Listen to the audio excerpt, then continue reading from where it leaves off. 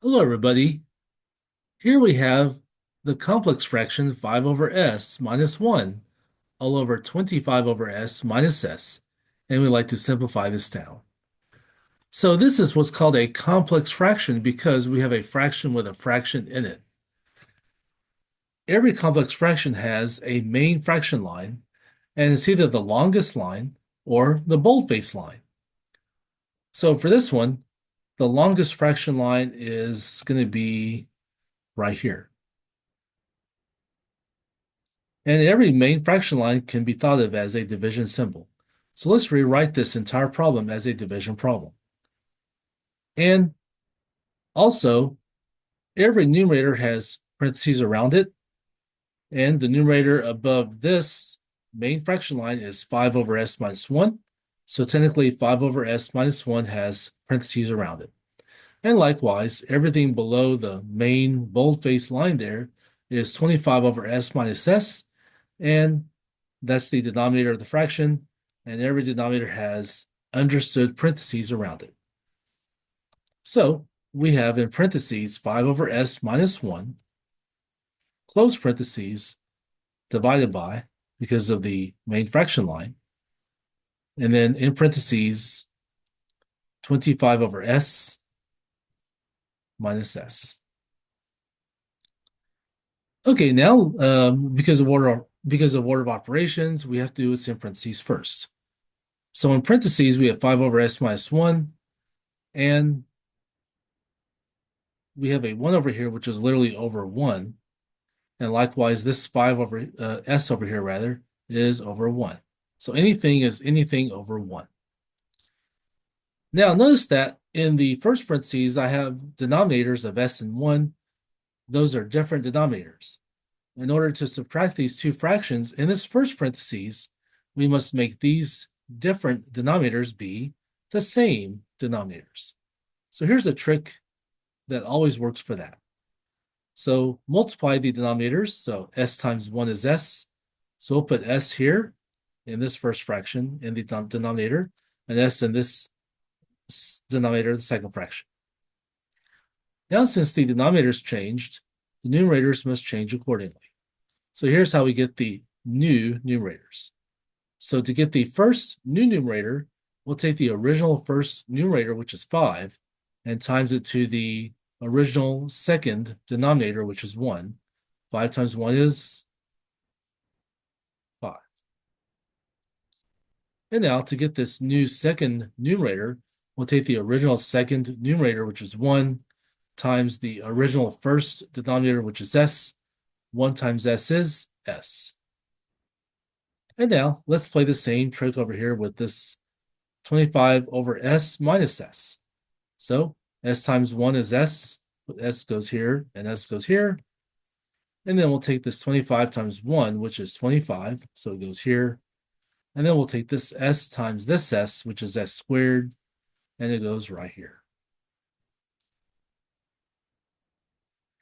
Now that we've got the same denominator in each of the two parentheses expressions, now we can combine the numerators. So we have 5 minus s, which is just simply 5 minus s, and then put over the same denominator, which is s. And at this point, we can drop the parentheses. Then we got divided by, and then same idea. We have 25 minus s squared all over s. Now we're dividing two fractions. In order to divide two fractions, we want to multiply by the reciprocal.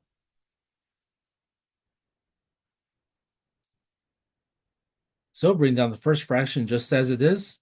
So 5 minus s over s, and then times the reciprocal of the second fraction, which is 25 minus s squared over s.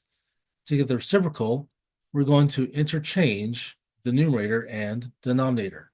So that means s will come up here, and then 25 minus s squared will go down here.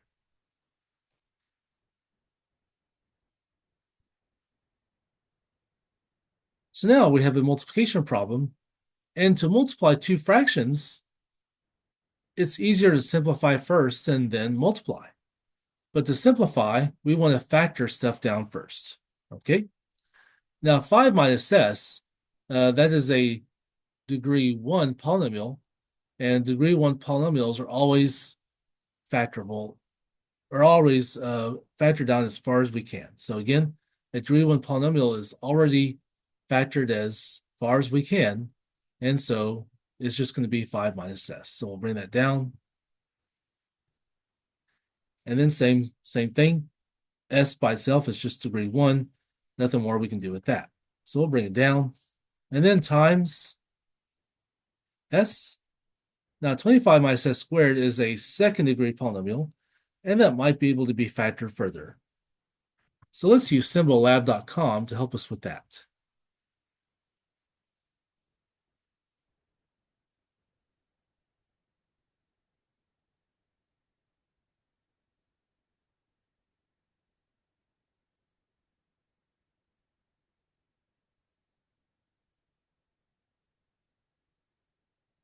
All right, here's symbollab.com.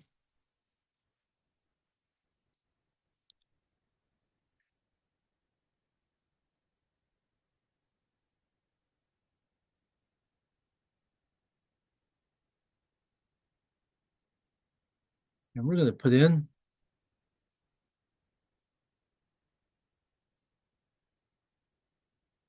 25 minus s squared.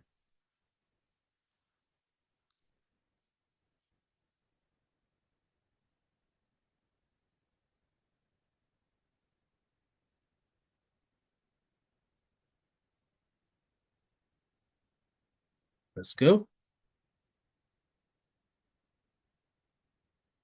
Then it tells us 5 plus s in parentheses times 5 minus s in parentheses.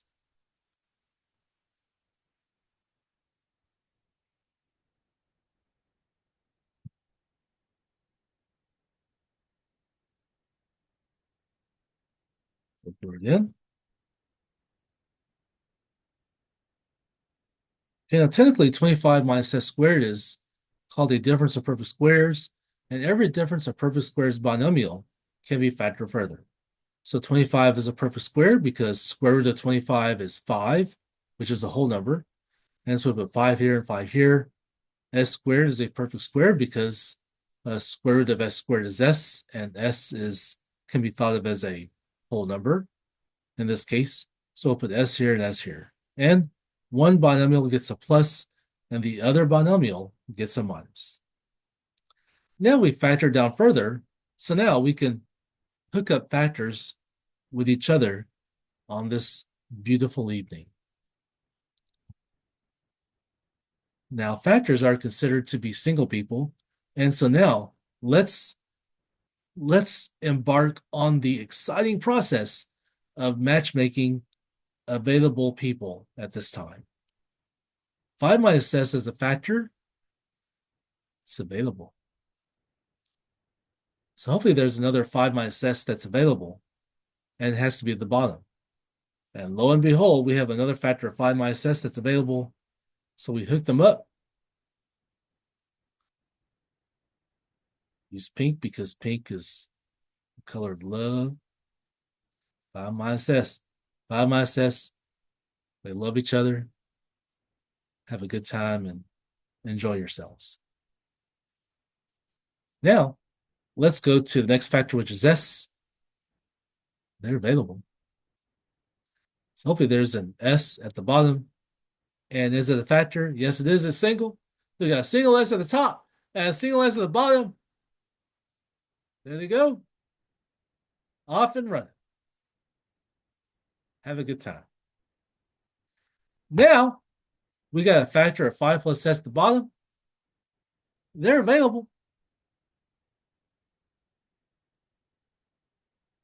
But there's no 5 plus s at the top, unfortunately. Darn.